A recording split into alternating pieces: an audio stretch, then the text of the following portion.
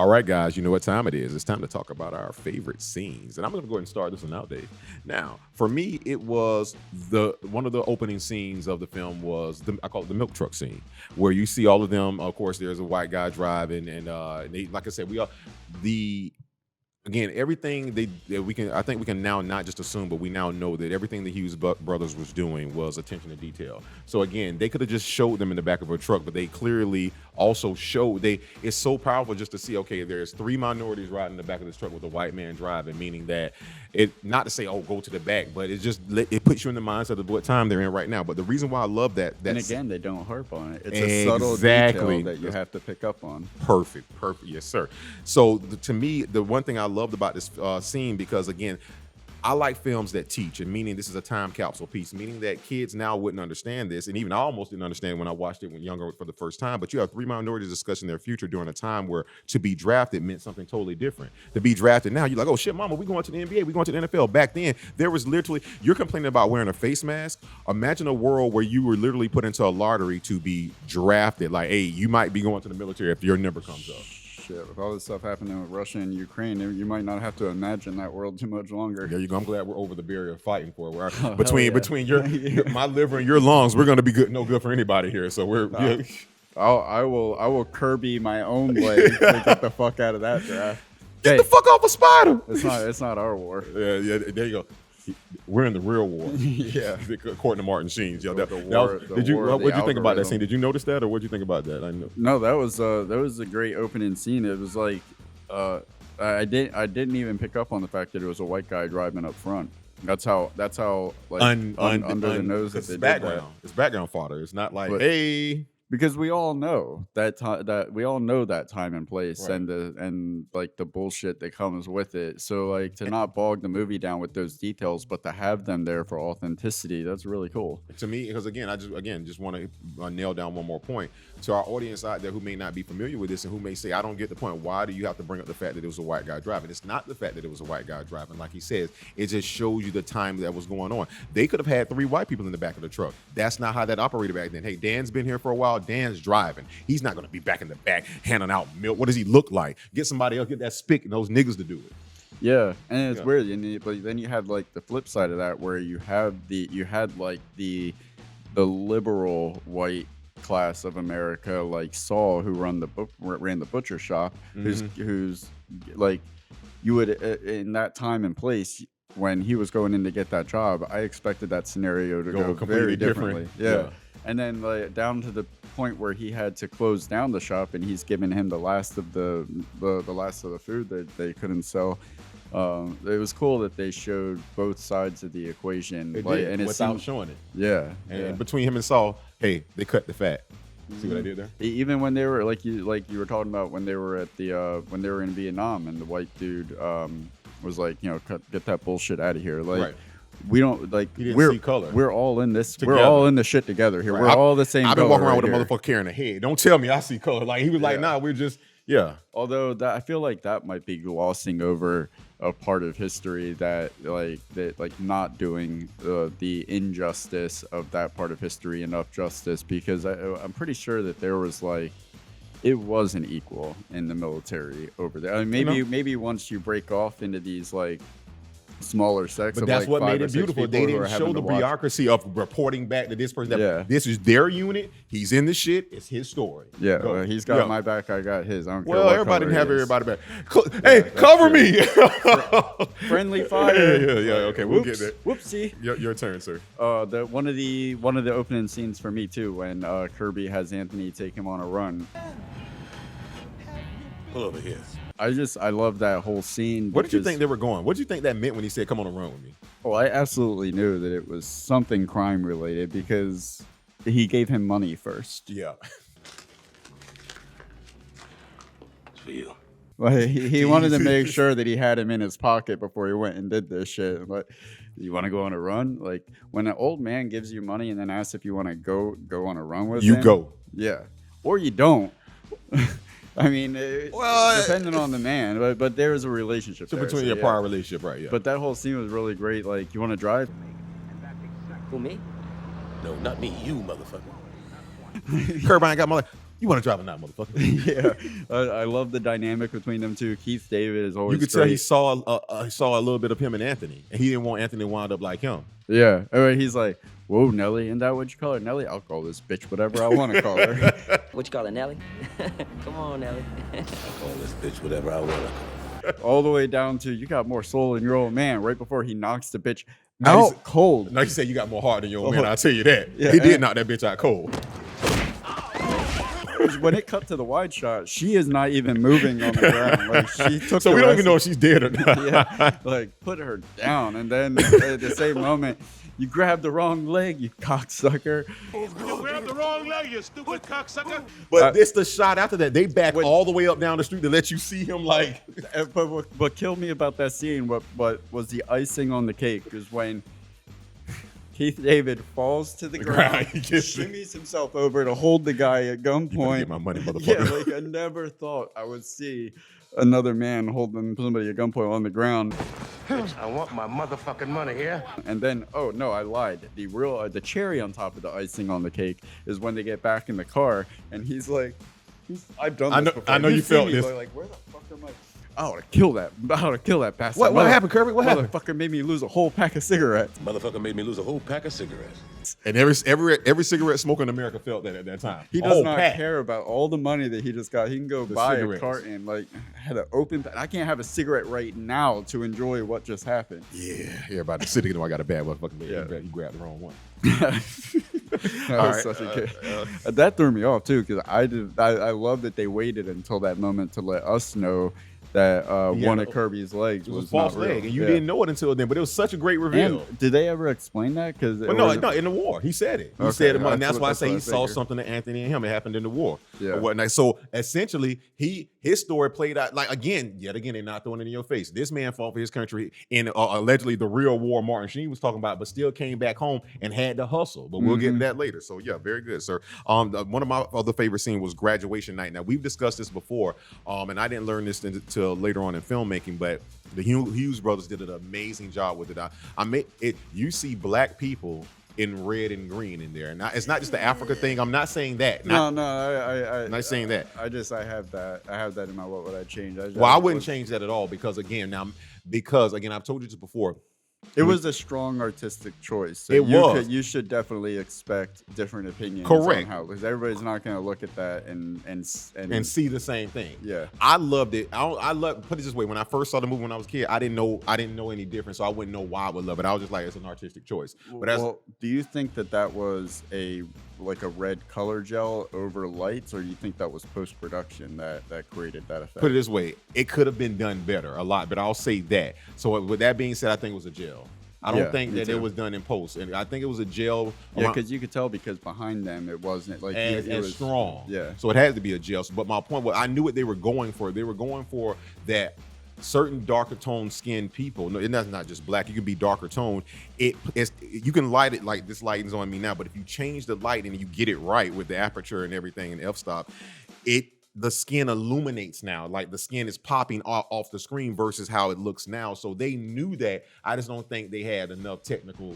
Now I ain't gonna say they didn't have the skill. I'm pretty sure guy was on like, no man, trust me, it's gonna play, and they put the gel on there. Jose was glowing so like much. a motherfucker. He looked like he was on a green screen. I saw like a little hairline glow around him. It was crazy looking.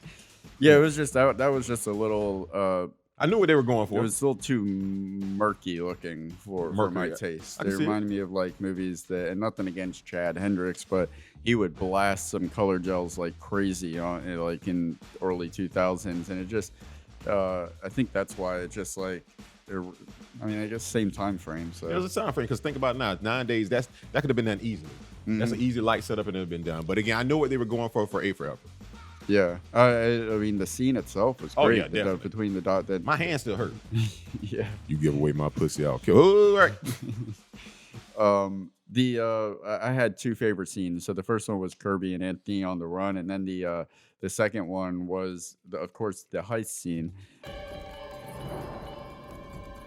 Because I thought it was really cool how you wait the whole movie for this moment, and by the time you get to that moment, you almost forget they were going to rob somebody. Yeah, and it comes and goes so quickly and you never really get like a premonition about the face paint. It just kind of is comes out of nowhere. Yeah, They're not getting it done. Like it was like, God damn, this is some good. I liked how the whole movie is this like slow burn to this 10-minute moment where everything just escalates so quickly.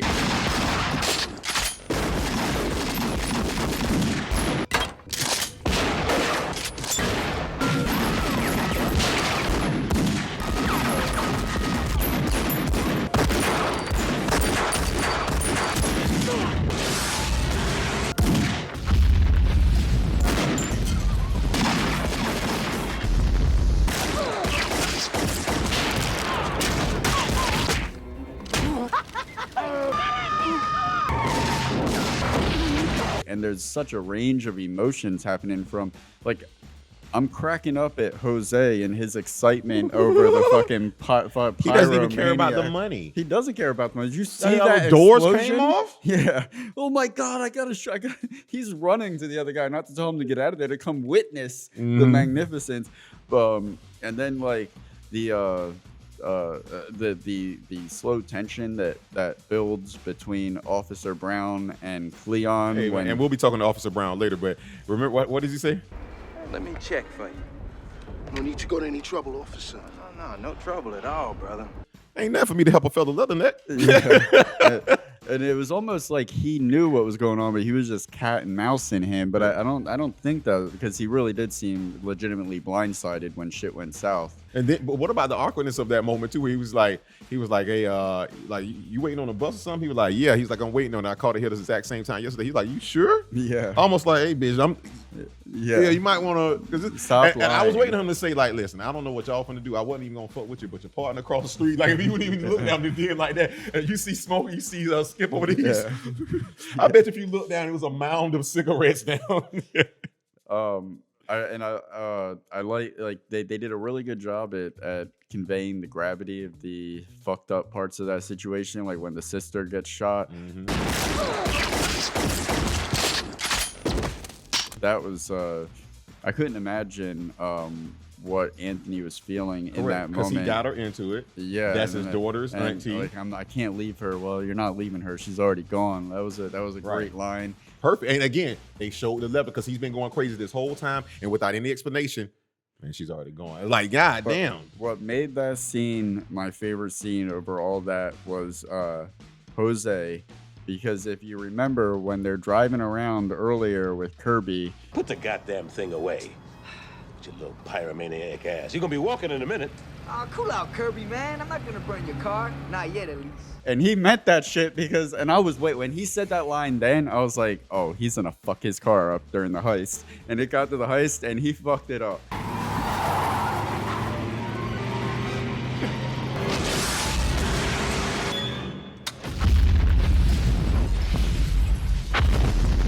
Royally, like he didn't. I thought maybe he wrecked it, or maybe the dump truck hit it. The dump truck hit it, and then Jose exploded it. Yeah, that's what it was. And you know it was because again, okay, we'll get to that. But that was that was really good storytelling. That was a great script writing right there. I know you said those are your favorite scenes, but I'm gonna mention some of these, and I guarantee you're gonna be like, you know what? Okay. You brought this up earlier, and I didn't think you were gonna catch it, but actually I knew you would catch it because you're a man, and every man catches it. It's like, hey, Cuddy, I want to introduce you to. Cuddy, I want you to meet Anthony. Like by the time she said that he was around the corner, yeah. And it was just kind of like it's like again they did such a good job without saying stuff when saying it. Those two men had no conversation at that time, but at that time Anthony knew that Cuddy had fucked well and hard and long. I felt the jealousy in that moment. And the fucked up thing is, it was probably 30% the fact that he was fucking her. Hey, baby girl. Yeah. He's laying out 200. I thought it was 100. She was like. That's the 70% that was fucking with Anthony right there. Like, he's got money that I can't get. I can't do this for her. Like, I got a dick. I could dick her. Mm-hmm. I can't money her. He has something on him, and that's fucked up. And the fact that he's that sets up the dominoes so perfectly for Anthony's character to back him into the corner. Was the other 30% is that she's fucking a motherfucker that's sucking a blow pop in front of my fucking face right now? Yeah, oh God, yeah, and the close-ups of that. Dude, that's actually a connection to Keith David in Requiem for a Dream, because he plays a very similar slimy sleaze type of character, like Cuddy. Goddamn Cuddy. Yeah. Goddamn Cuddy. So that was one of the listen, this song has been used a billion times. The James Brown estate is probably still living off their money, the big payback. But it was so perfectly timed when the rematch. Hey, Craig, it's time for the rematch.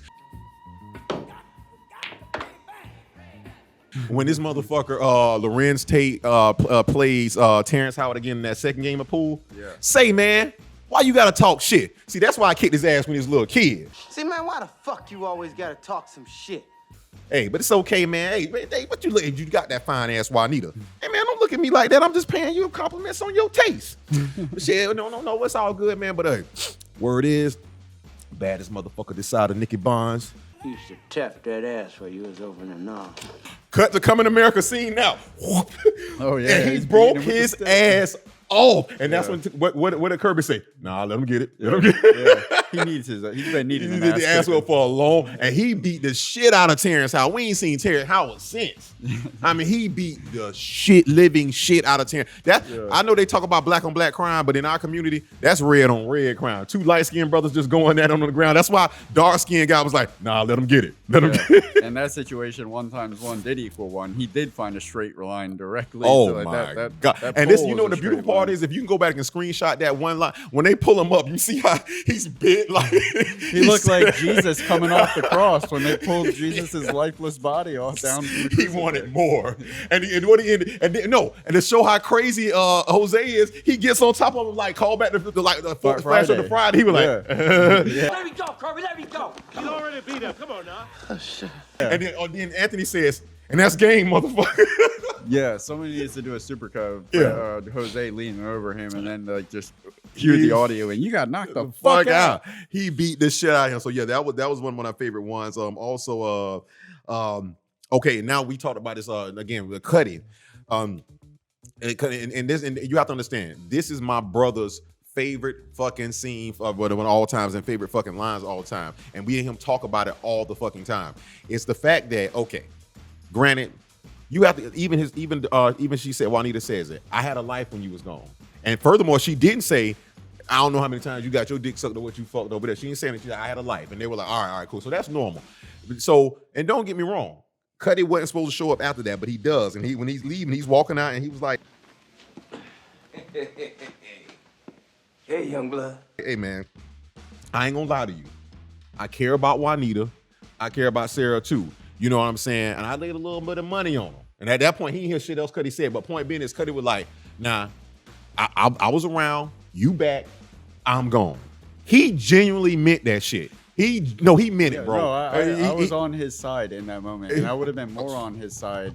I would have been more on his side in that moment had that scene in the car. Not like, how are you gonna drive off and not even let the man? He get wasn't ready yet. introduced? He wasn't ready. He wasn't ready to give accept the fact that he was back. He didn't know who somebody must have told him that's old boy. Oh, yeah, because he was showing up probably with a hard dick. Yeah, he licking said, the I came to lollipop. see you earlier. Yeah. All right, that's sad. Yeah, like he was fiending for it. Yeah, so he didn't know. He had to go and process it before he can come back. And then he be a didn't proper trip. man. He was like, I care about them. I laid some money. He didn't trip, but somebody tripped and Oh. fell down the stairs. He's like, stay the fuck away from my family. What you say to me? Never bite the The hand hand that feeds you. And he told him, open up, Santa Claus, and all that other. Which bite the hand that feeds you is a great line in this movie because that's the whole movie is biting the hand that feeds. Anthony puts his life on the line for the country. The country bites his hand when he gets back. Yes, definitely, 100%. And if you notice, like I said, even in that same scene, the one thing that, like, so I'm already reserving. I don't know what I would change about the film, but I know what my brother would because he made me think about this years ago. He's like, you know what? After everything that motherfucker did, how the fuck did he not go back and kill Cuddy? Come on, I got a present for you. Suck it. You know what I'm saying? Like you done did all this, you done rob, you done beat the shit out of Cowboy. Because remember, that was Cowboy worked to undercut it. He said my boss man cut it. Well, that was maybe because I think that was some petty shit. And What? like once he was done with his girl, Right. then it's like he's done with. Oh Cuddy, no, too. no. He owed him for that little I used to love bringing home the groceries, make him feel like a man. Like he owed him for that shit. That open up Santa Claus, suck it, suck it. You know what I'm saying? And he cries when he says like, "Kill me." Kill me, motherfucker. Shoot me right now. Because at that point, it wasn't that he just did that. It was the whole world coming down on him. He just lost my job. You probably just fucked her. I don't know what's going on. And he drinking all the time. They suddenly showed him drinking bit by bit, more and more and more. He didn't really smoke that much, but she kept saying, "Anthony, you're drinking this, that, and the other." So that guy say that was that damn Cuddy, man. Make sure I didn't have. Oh man, well the scene right after that when he like puts his arms or puts his hands around her neck. Silly ass nigga. Shut the fuck up. Shut the fuck up. You don't know, girl. Oh, that was. That was really brave. Intense. That was brave storytelling. Because she's pregnant. Yeah, I mean, even if she wasn't, to have like the hero of the story, Right, anti-hero. You said it though. in that light. But remember, he didn't beat her. He just choked her. And I'm not saying that it's right. I'm definitely not. I'm not going Sean Connery on you here. No, I'm but not. I thought. I mean, I'm not saying like it was perfect and perfectly in line with the character. I mean, you hear about that, like domestic violence with veterans that come home that they can't separate that part of their brain anymore, and when they get pushed or when somebody came up, it triggered him when she came up behind him and like startled him, and then, like, don't you ever put your hands there? That you're 100% right about that, because he did try to walk away. But one thing I think the Hughes brothers did amazingly, women come in all shapes, sizes, and colors and demographics. So I'm pretty sure there's certain ways certain women do things. What the Hughes brothers did perfectly. If you did not know how a black woman gets on a black man's ass about some shit coming on, when she told that motherfucker, he was like, "Oh man, I'm gonna wheel us a baby boy." Well, can you wheel yourself a job? And a real job. He's already working. So my thing was just like, again, I'm not saying she did what she was saying she needed to say, but not right then. Here's a good family fucking moment. He's trying to get it together. And she was happy. And all of a sudden she was like, "Well, could you wheel yourself a job? You know I'm gonna be 5 months." Then I'm like, God damn, I know it's true. But so my point is they showed the dynamic of how he tried to leave a couple of times. He still was wrong for putting his hands on her, but she kept on him. Like, you going on here, you're waking up in them nightmares, and that's when he got mad. Like, you don't know what the fuck I went through over there. Well, I like that. I like that whole scene. What I did not like is that 5 minutes after that, he's at the Black Panther rally making twinkle eyes at his sister as if something didn't happen. But he said it subtly, "I'm done with your sister." He was done as soon as he saw her up there. He was like, she had a tight body, no kids. She was ready to get it. Yeah, but the way he's like. Did you not feel a little face-off feel when he was hugging her when she was dead at the end? Like, yeah. We was gonna take care of them. Yeah. That's my theory. They was gonna kidnap Sarah and go live their life out somewhere else. Yeah, man. So those are so we already did the whole damn robbery. The fastest, I heard of the $6 million man. Kirby is the fastest one-legged man ever. How he got at that car when that truck was coming and got the motherfucker. That shit was amazing. He should have been goddamn. Anthony got everybody fucking killed. He's the worst fucking planner of a fucking thing. And if you notice, he was the one that was like, when they show that fucking robbery, every time he's like, "Oh, he's looking all over the place to make sure the shit going on," and that's why he keep getting fucked up. The cops start. I'm like, what are you doing, Ant? Yeah, that is a horrible planning. I should have knew it when you had the quarter on that fucking bullet, whatever that blueprint map. Skip gonna be over here. He gonna be over here. I think we need another man. I'm gonna get one of the. Oh fuck no! I don't want one of them brothers from the Revolution coming up in this motherfucker. The fact that they got away with any money after everything Jose that went burned wrong, the shit. Just everything going wrong. Like 300,000. Nothing went as planned, and they still made out pretty well. This is what kind of got me. They was like, "We gonna give Jose his cut." It looked like Jose had his cut. I seen a bunch of money hit that fucking wall. Yeah. And I just want to make this very clear, if I didn't say this earlier. Anthony is a horrible planner at robberies. Like, he might have been in the reconnaissance unit, but he was not in intelligence. I'm gonna tell you that right now. The whole plan was fucked up. We ain't do shit right out there, man.